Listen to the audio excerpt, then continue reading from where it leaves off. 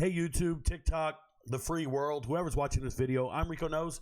I pick fights for a living, right, guys? I've been doing this for a couple years now, and after every single fight card, we do a results show. And we do this so we can talk about what we anticipated versus what we actually saw.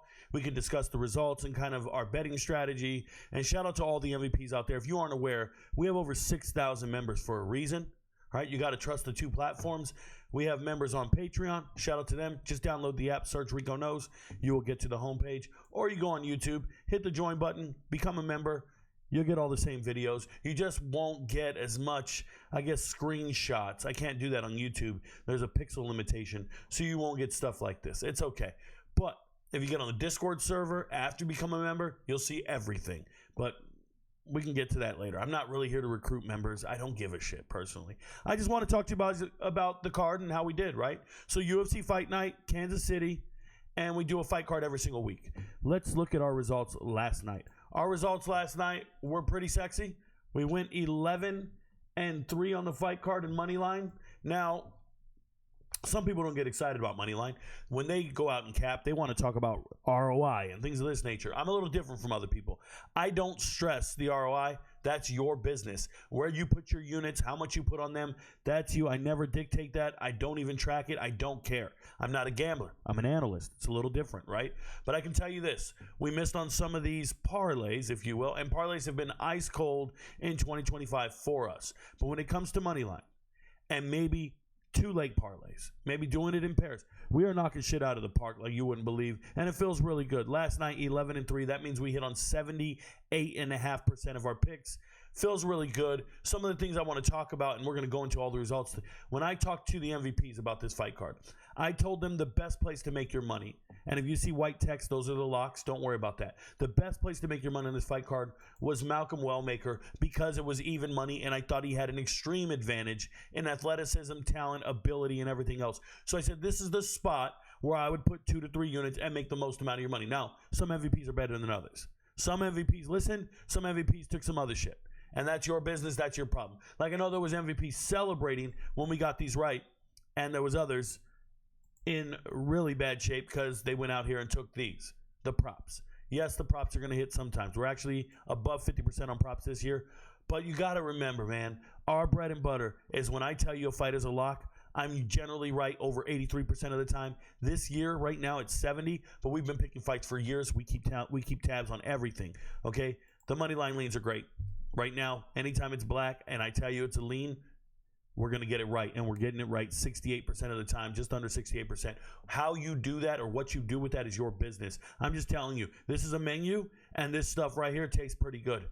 Eat some of these things. Now, if you get something with pickles in it, that's your problem, and you might not like it. But I'm telling you, that all this shit right here, it's cheese, and it's beautiful. So we had a good night. Shout out to the MVPs who won a ton of money.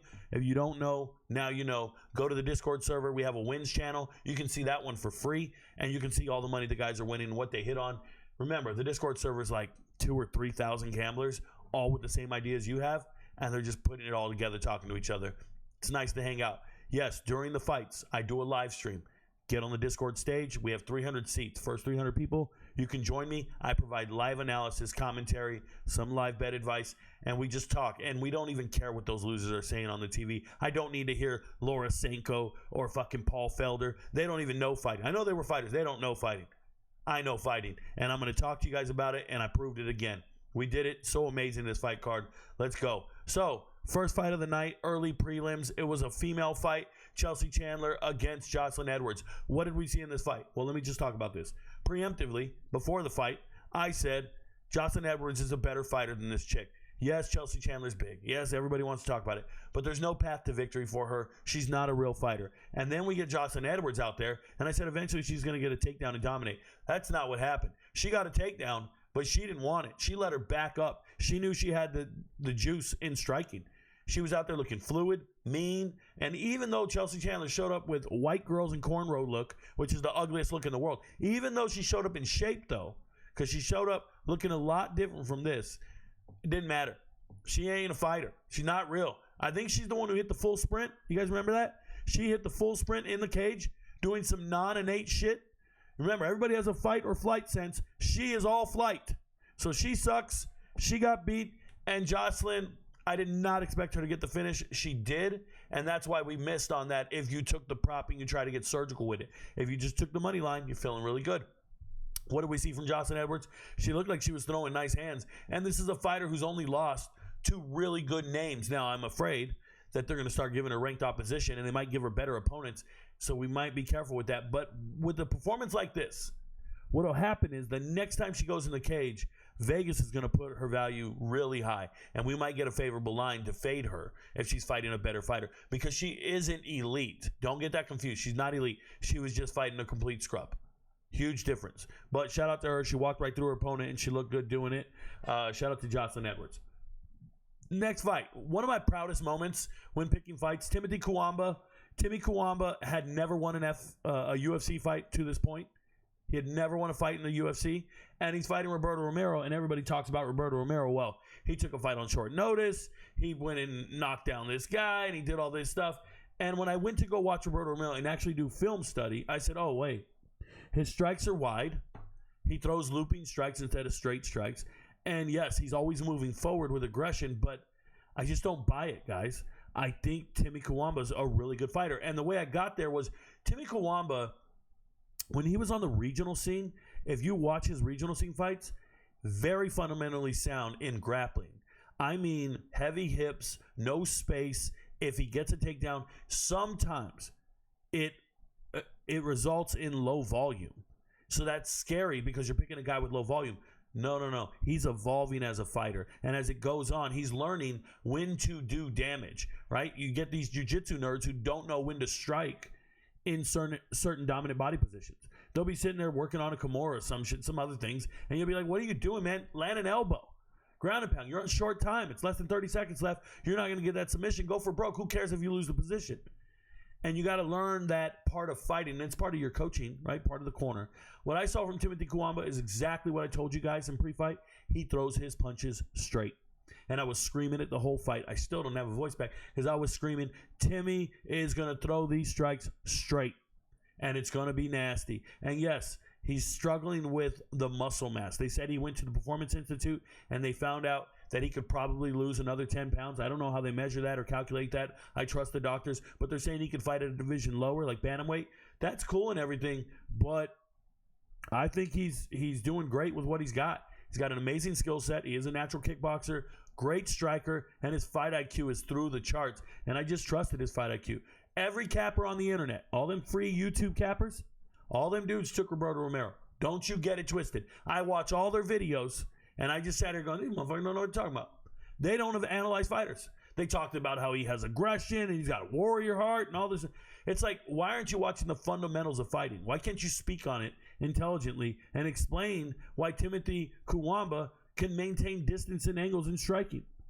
There's no point in having a better reach if you don't maintain it with your footwork. Timmy Kuwamba's a very good fighter. I love what I saw. Screaming out loud, we won. And that's a value bet. We took an underdog. And you know, taking underdogs to win a fight in the UFC is very, very difficult. You want to pick your spots and moments, and we're still only hitting at 40%, which is terrible. We'll get back there. Last year, I think it was 46%. So we're going to eventually move up the chart there a little bit. We'll figure it out. Next fight. Jacqueline Amorim was a minus 1,000 favorite. I told you that's fine. She's supposed to go get this done. Fighting Paulina Vannata, who Paulina is a beautiful woman, but I don't think she's a real fighter. She's all about Instagram, followers, being half naked. Her physique is beautiful. She's walking around in panties. I get it. She's a very, very appetizing woman. Got it. Jacqueline's not ugly. Jacqueline's fine. I just don't like the way she talks. She's got a terrible accent. Can't stand it. Although she speaks English, she just sounds like a baby. I don't like that shit. But Jacqueline is a beast on the ground. Dominant. There's levels to this. Even though Paulina has wins via submission, most of it coming from her back as a jiu-jitsu practitioner, Jacqueline did not care. Getting takedowns, going into the belly of the beast, and saying, this is where I win fights. And it was levels better. That's what a minus 1,000 is supposed to look like. And I had no problem betting on a minus 1,000. I just don't like making it a lock and parlay in it because there's no value there. So what I told you guys to do is take her by sub at minus 150, and it worked out immensely. Now, why wasn't it a lock, Rico? Because of the odds. When the odds are like this, I say just bet it straight across and take your winnings. In this particular case, you could do, for me, a unit is $100, but you can do 0.5 of a unit, 0.2 of a unit, and just walk away with a large pizza. It's no big deal. The whole point is to finish green. Don't get too fancy. We only talk about, and let me be very careful. We only talk about method when the odds are astronomical. When it's not valuable to bet on the odds the way they are, that's when I really like to go towards method. When it's something like this, I feel terrible by giving you guys a method because it doesn't matter. This is good enough to do a two-leg parlay money line. So just something to think about. Have a method to your madness. Your strategy is yours, but I'm just letting you know everybody knew Morin was going to win, and she did exactly what we thought. I don't know when we can fade her. She's so good at what she does. Her striking is not good. Her grappling is elite, and we know that can carry you a really long way. Shout out to Ronda Rousey and her judo. All right, next fight. My boy, Malcolm Wellmaker. Shout out to him. I say my boy. He's from Augusta. I live in Augusta. Trains at a gym here locally, the Flagler Gym. They're all over the place. They've been moving different locations, but been around for at least 10, 20 years. I think 10 years. I've lived here 10 years. The whole family's in his corner. This dude's athletic as hell. 30 years old, not green. Looks smooth. Here's the thing. Careful. Hands are not up when he's defending himself. When he exits out of striking range, hands are not up. So you're going to get hit when there's a better striker. But in this particular case, he's fighting this little guy, Cameron Simon, who's been a fraud for a while. Remember, I told you, the only reason he's in the UFC is because he trains at the same gym as Drickus. That's it. Drickus got a bunch of guys in his gym to be able to join the UFC off of notoriety and, hey, get my camp in here. This kid is not good. I'm convinced he's not good. Yes, he looked good in Contender Series. Yes, he looked good for 1 or 2 fights in the UFC. But since then, we've realized this is not a prospect. It's not. He's just got no muscle mass. He folds over. He quits. Even in this particular fight, they were going to give him a chance to try to get back to his feet, maybe defend himself intelligently, anything of the sort. Not happening. You're fighting Malcolm Wellmaker, who is a sniper. He is a sniper. But there's something about the way he rolls with the strikes to make it not be as, vicious when he gets hit. I think it's terrible. I think it's a terrible habit. I think there's a limitation to his greatness. There's going to be a real ceiling there for him in a hurry. But he's very flashy, and that's great for us because one day we can fade him. He has yet to lose. At some point, we're going to have to fade him when he loses his O or his 0. I think he's a dynamic striker. Love what I saw, and obviously predicted the win. But I also learned while watching it, it's 2 fights in a row now. I've seen him not have fundamentally sound defense. He doesn't have it. He's a very good athlete. I think you can maul him, and he'll lose his power. I think you can maul him and out-wrestle him because I don't know if he has the scrambling ability. We're going to find out. Eventually, he'll get a matchup that works for him. But hopefully, the UFC keeps letting him build and just keeps giving him a bunch of cab drivers, and he can just go through them. Cameron Simon, complete scrub. Malcolm Wellmaker on his way up. Looks like a good result here. This one wasn't hard, but I already told you, this is not what a minus 725 looks like. Anytime you see Damon Blackshear in the cage, you can't bet on him. You can't. Even if he wins, you can't do it. Vegas prices you out of these bets. Don't do it. He's not going to win by sub. I know he's a great grappler. He's not going to win by sub. He doesn't have the wrestling acumen for it. He does have the submission practitioner for it, but he doesn't get the takedowns in an offensive position to get the sub. So while they're going to keep showing you a twister and some other stuff, the reality is he's going to just kind of be there. Now, he did well with his kicks early. He got tired. And eventually, this Alata Hung Haley, this Ailey guy, he just sucks. He's small, not overly athletic. He's got granite chin. You know how most Asian fighters don't have a chin? Ailey's got a chin. He can take a whole lot of beating. The problem is when we say a fighter's got a chin, that means we've watched him take hits to the chin. That man goes out there and has no head movement, but he can take all the hits in the world to the chin. He's a wrestler. He's tough. He'll get inside. He'll keep throwing bombs all the way till the end. It'll be scary. I think he's good enough to beat regional fighters. He's good enough to beat some of these up-and-coming scrubs. He can't beat an overly athletic opponent who's a little bigger than him, and that's exactly what happened here. He got outclassed.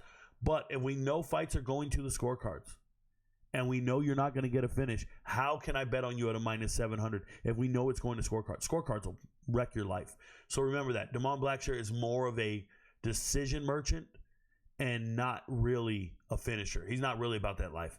Because if he was, he could have got this finish. There was a point where he was styling on him, doing work. But he's not going to go redline himself. He's just afraid to drown. He's afraid to get exhausted, things of that nature. And he doesn't have any skill set that's going to really just take over the fight. It's just an accumulation of strikes and spacing that won him this fight. And it's just a gap in athleticism. But I'm not a Damon Blackshear believer. Even when he wins, I'm still not a believer in him. I'm not. Next fight. I told you Chris Gutierrez can strike all day long. I told you he's great with his kicks and he's vicious with his strikes. And the game plan here should have been pretty simple. John Castaneda, go get a takedown and win the fight. Because Chris Gutierrez can't get up. Can't get up. Castaneda got one takedown, and he had 4 minutes and 50 seconds of control time in this fight. One takedown, and you win the round. If you don't have that fight IQ, and you don't have that ability, and you didn't work that all camp, I don't know how I believe in you. This is the second time now in the last year I've watched John Castaneda go in the cage and not be able to implement his game plan. Okay? You got to remember this. That guy has no ability to implement his game plan. Now, there are times where he would throw some strikes and actually fight back, but Chris Gutierrez was on the forward pressure, doing what he does, being a bully, doing his striking, and I felt terrible about halfway through the fight. I'm like, man, I believe John Castaneda would implement a game plan to win this fight. It felt terrible. And the only saving thing about the night is obviously I got 11 of these fights right, so I can't dwell on the misses. I don't worry about it. I just keep it moving. But this was a miss, and it hurt. Chris Gutierrez is not great. He's one-dimensional, and if he fights anybody with any wrestling acumen, you got to fade Chris Gutierrez again. But I understand. He's a vicious striker. He looks the part. I get it. But if he gets taken down, he doesn't know how to get up at all. And I don't think he's working it in the gym. I think they just decided, this is who I'm going to be. It's fucking terrible. The only thing worse is John Castaneda's effort. Evan Elder and Gage Jung. I told you this was going to look like a mirror match, essentially. Gage Jung is not a terrible fighter. He's just not physically developed yet. He's not a UFC fighter. He took this fight on short notice, 4 days notice. So I knew Evan Elder was winning the fight. Let's go ahead and take Evan Elder 4 days notice. Let's make it a lock. It's a minus 230, 235. Let's go ahead and parlay this with some other things. This is how we're going to make our money. And that's exactly what happened, right? So Evan Elder comes out much more muscular, more physically experienced. And when you watch him in the cage, Evan Elder does what he does best, fight off his back foot with explosion. A lot of kicks, body kicks. But that first round of throwing everything as hard as you can and you're not taking a guy out, I think Evan Elder throws pills for fists. I don't know what it is. Evan Elder got every muscle in the world. He looked exhausted, and he still gutted it through. I remember his corner told him going into the third round, you can sprint this third round. You got this, right? So they understand their athlete, and they know he can go and push himself. But I thought he looked out of breath from the start. Everything was very labored and explosion-driven, and that means there's no technique involved. Sometimes you just want to touch leather and then know when to push the gas and know when to finish that strike, or at least give him something real. And he doesn't do that well. Now Gage Jung is a C student. You ever been to school and you just got a guy, he's not failing. He's not straight A's and shouldn't be in the Ivy League. He's just the C student. He's just average as hell. And I hate to say Gage Jung is mid because the kids use that term to describe somebody who sucks. Gage Jung does not suck. He's a good fighter. He's fine. He's fundamentally sound. And he's got that dog in him. He tried the whole time. But you try the whole time and you're not good enough. That's the second time I've watched him fight now, and he's not good enough. Now, he should get another UFC fight, I think. Right? You did well in the Contender Series. You fought a really good fighter from Australia who has a lot of experience, and then you fight Evan Elder on short notice. I think the UFC owes him another fight. But just remember, when you get Gage Jung in there, he's going to be in shape.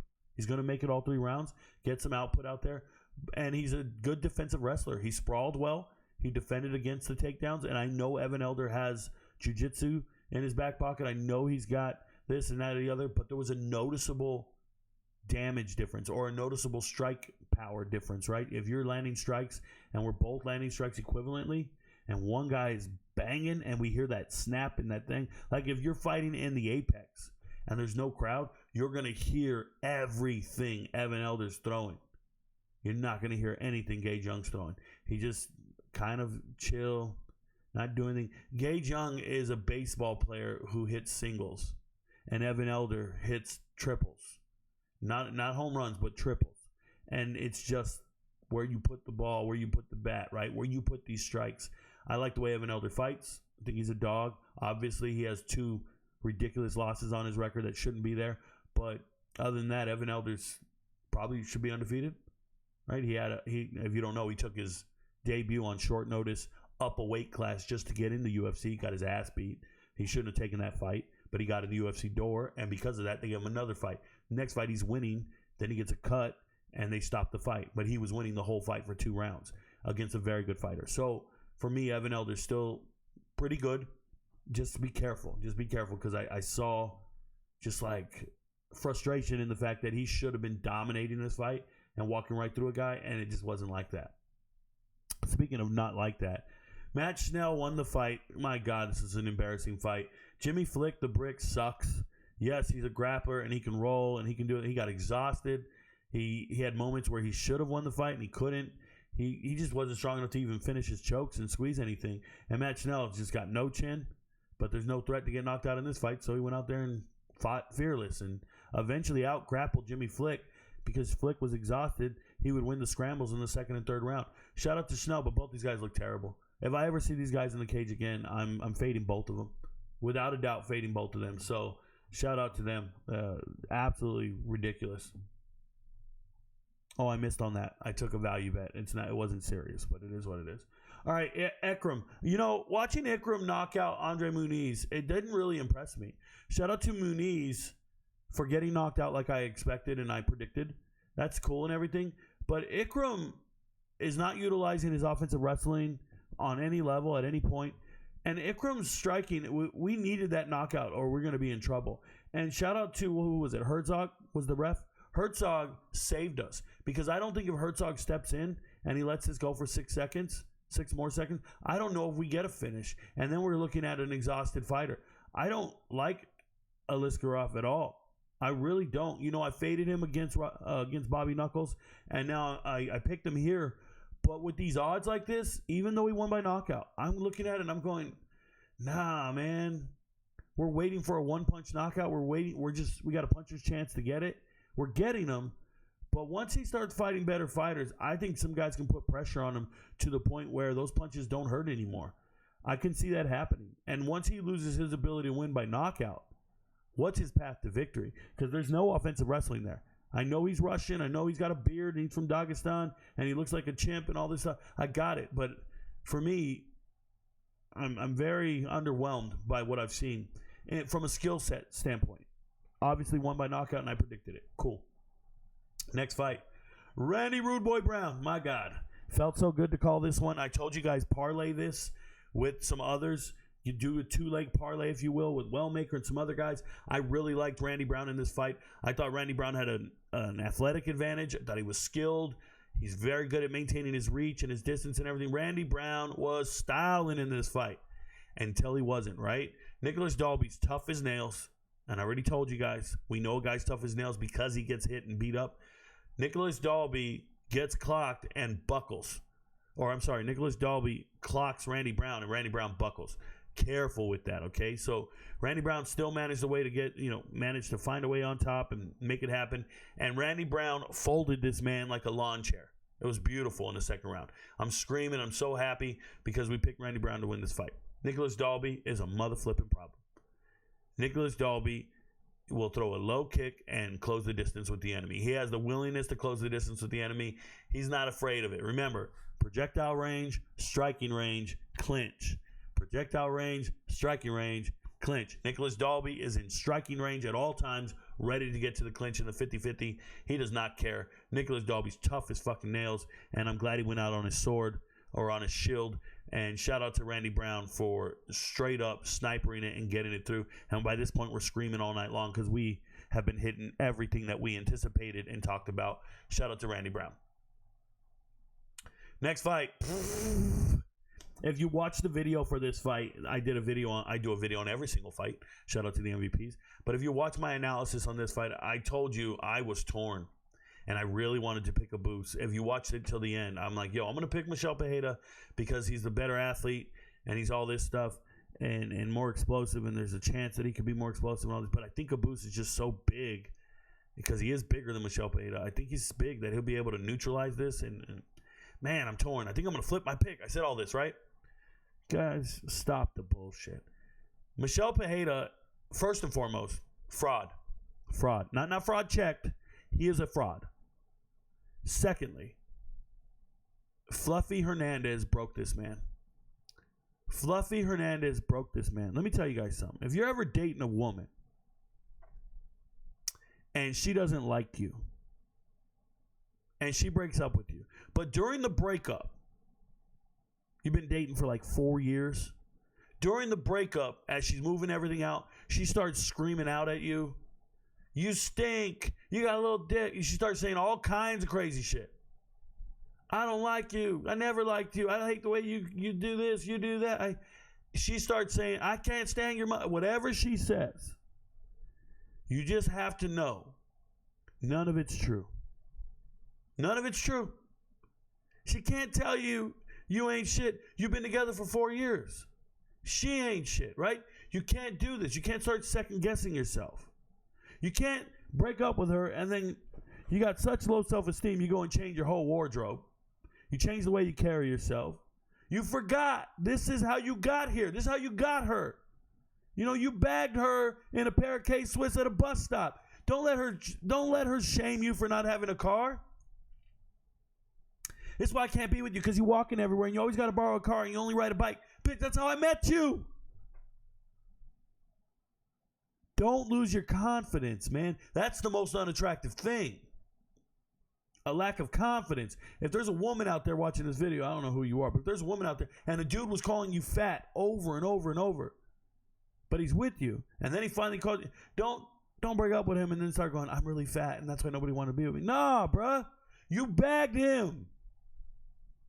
Keep your confidence. Don't lose your confidence. That's essential. And here we have a guy, Michel Pereira, used to go balls to the wall to start fights. Used to go out there and end them in a minute. First round. Back-to-back submission. And then you go get in a 5-round fight with Anthony Fluffy Hernandez. You get so exhausted, you get ragdolled, and you drown in the deep end. You lose the fight in the 5th round. And from that point forward, you're so scared. You're so scared to redline yourself. You can't do it anymore. You got no confidence. You believe everything that just happened in that last fight. So you come out in this fight, and you're like, I got to make it 3 rounds. And now you're pacing yourself. And now you're just kind of jogging along. It's like somebody who's a 100-meter runner. You're a 100-meter runner, but you got to run a mile, and you never reach that sub-11 speed. You never reach that 10 flat speed. You just go jog. And then by the end of your jogging, we're at the end of the mile, they're like, sprint it in. And you're sprinting in 15-second 100 meters. Your sprint at the end of it is 15-second 100 meters. Is that enough to win the race? No. You got no energy left, right? Same concept here. This man pacing himself to start the first round, fighting scared, fighting timid, and they thought they were going to be able to turn it on in the 3rd and get a knockout, a win, or whatever. And I heard the corner, oh, this is the strategy. This is what we're doing. You idiots went back and started redrawing everything up, all because of the way you lost to Anthony Hernandez. You can't change who you are, bruh. Zebras don't, I would say tigers don't change stripes. Zebras. This dude's not a tiger. He's a zebra. He's a zebra. Shout out to Deborah, not Debra. This dude is lame, bro. Got in there, little man bun, started looking all out of shape in a hurry. Homie looked disheveled, barely moving. And don't get me started. Abus is an elite. Abus got no cardio. These dudes were exhausted. Couldn't throw any combos. Couldn't do anything when it mattered. They had nothing left. These are 100-meter sprinters who went out there and fought like they were racing for a mile. And all you needed to do was just get in front. All you needed to do was just win the race. If I told you got to race this guy for 1 mile and you win if you're ahead of him for 10 seconds. So what do? You jog behind him and you wait for the last 10 seconds and try to get ahead of him? It's the dumbest shit I ever seen in my life. The lack of strategies here is crazy. No fight IQ, no urgency. Michel Pereira might not ever win a fight again. He's broken that much. Now, he's super athletic. I don't care. Fading him every time. Vegas gives him favorable odds. Let's get some other fighters in there. This guy's done. Done. Toast. He's that divorced woman who'll never get married again. Oh, it's my choice. No, it's not. Abus Magomedov did not impress me, but he won the fight. He's a big physical specimen. What a terrible fight, by the way. And I told you guys, if you're betting on this shit, didn't I say if you're betting on this fight, you need to call it, you need to dial the number? If you're betting on this fight, you need to call 1-800-GAMBLER. You need to get some help. All right, next fight. Giga Chicad versus David Oama. Got this right again. I told you, parlay it with Randy Brown. Put it in pairs. I knew I was going to get this right. Shout out to David Oama.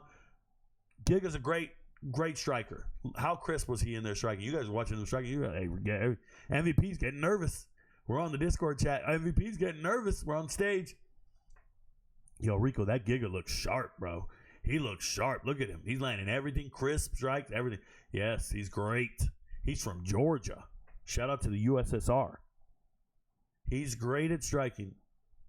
One-dimensional fighter. Cannot grapple to save his life. David Onama's a great striker as well. But he realized, I don't have this speed like this guy. I'm not crisp like this guy. Let me go in here and get a takedown. Let me go in here and get 6 minutes of control time and win this fight. And that's all it took. David Oama goes out there and does it. Beautiful. Beautiful fight IQ, ability, and I'm impressed with it. And shout out to me for calling it just like it happened. And that's one of the things, right? There are cappers out there who will pick fights. You can pick fights all day. You just pick a guy. There's 2 guys. Just pick one. Got it? Pick one. The difference is as I am sitting here and I am describing what's about to happen in that cage. And that's exactly what happens.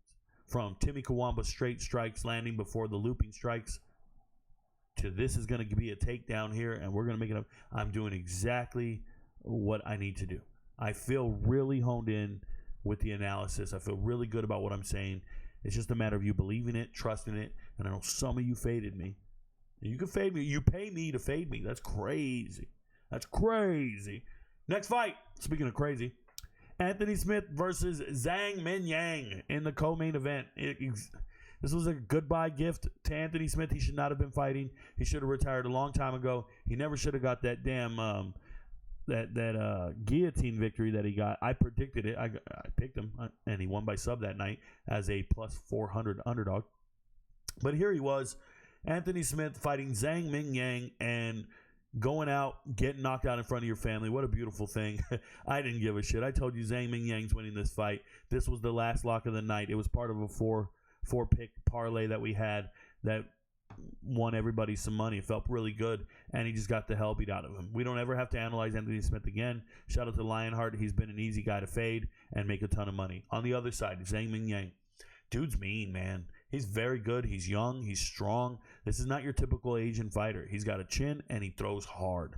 I'm curious to see who grapples with him and who can get takedowns and things like that. But if he's just fighting another striker, which is what you run into a lot at the light heavyweight division, if you're just fighting another banger, this dude's got it, man. He's got the juice. He's got a problem, and he throws mean elbow. He does everything with mean intentions.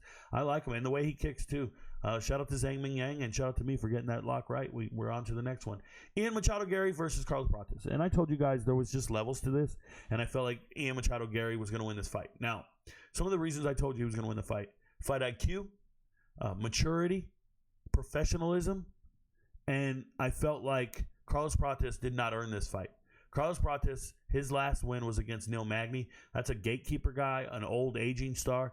That does not impress me. At that point, you should then start fighting ranked fighters, right? That's why we call them gatekeepers. You don't get to just go in there and start fighting the 6th or 7th best guy in the world, the 5th best guy. Like, you don't get to do that.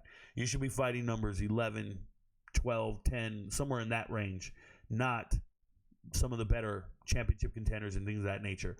Machado Garry went out there and worked this kid for 5 rounds. Now, yes, Carlos Prates proved a couple of things in this fight. Number one, he proved that he's not a professional when it comes to preparing for a fight. If you're smoking cigarettes every day, he says he smokes 15 cigarettes a day. I can't take you serious. Not as a professional fighter. You smoke 15 cigarettes a day. This ain't the 70s, bro. Shit's not cute. Get your body right, get focused, and go out there and fight. Now, he fought in neutral for the first 2 rounds. I don't know how you can go out there and just lose 2 rounds and be cool with it. And he did fight really hard in the 5th round. But look, man, one of the scorecards had it 49-46. They did not give Carlos Prates any other round but that 5th round. That's sad. That's the reality of the situation. He had no chance of winning this fight. Garry was faster than him, just more efficient with his energy and striking. Now, Garry messed up. At some point, Garry started trying to shoot for takedowns, and it gassed his arms out. And I called it. He was trying to shake him out. It wasn't good. But in rounds 3 and 4, he went to control his opponent. And you can't do that in main event fights. So Garry needs to just go back to his strategy a little bit better. Understand he maintains distance really well. He strikes really well. Makes smart decisions. I think he's defensively sound. This is why he's never been finished. And Carlos Prates never threw a combo in this fight. Never threw a combo in this fight. He is a one-strike thrower. And if you go back and look at his wins, you can go back and look at his fights. They're all kind of lucky strikes that land.